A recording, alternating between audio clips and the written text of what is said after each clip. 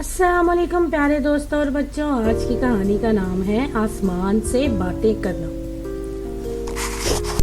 आज रियाज की सालगिरह थी। इसके अब्बू ने तमाम इंतजामात मुकम्मल कर लिए थे। सिर्फ एक बकरा लेने जाना था ताकि इसे ज़िबा करके मेहमानों के खाने का इंतजाम किया जा सके।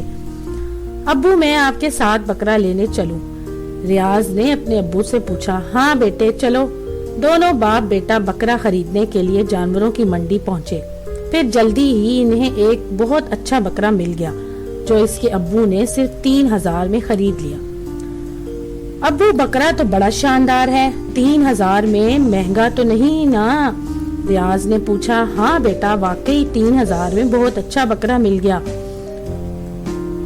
इसके अब्बू ने कहा और फिर वो बकरा अपने घर ले आए। शाम में इस बकरे को ज़िबा करके और इसकी बोटियां बनाकर देग में चढ़ाई गई और सब मेहमानों ने मजे मजे से रात का खाना खाया। हर कोई रियाज को सालगिरह की मुबारकबाद दे रहा था। दिन गुजरते गए और फिर 3 महीने बाद ईद उल अजहा आ गई, यानी ईद कुर्बान। रियाज को ईद कुर्बान बहुत पसंद थी। इसे जानवर ज़िबा होते देखने को जो मिलते और फिर वो खुद भी अपने अब्बू के साथ बकरा खरीदने जाता था। इस दिन भी वो अपने अब्बू के साथ बकरा खरीदने गया, मगर मुनासिब कीमत पर इन्हें बकरा नहीं मिला। अब्बू, हमने सालगिरह वाले दिन तो सिर्फ 3000 में इतना अच्छा बकरा खरीद लिया था।